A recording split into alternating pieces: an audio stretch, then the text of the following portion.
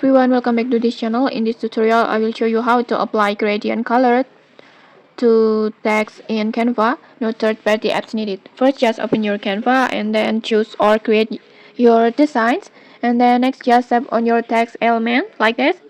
And then just tap on text color. This one, just tap on it.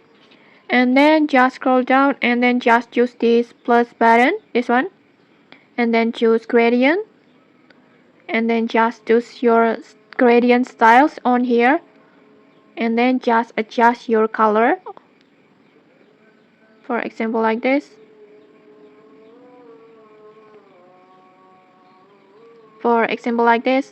And then when you're done, just you can get your final look like this. Besides, you can choose your own gradient colors. You can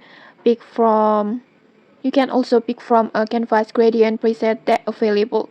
Okay, if this tutorial helpful, don't forget to like, comment, and subscribe for more tutorials. Thanks for watching and see you.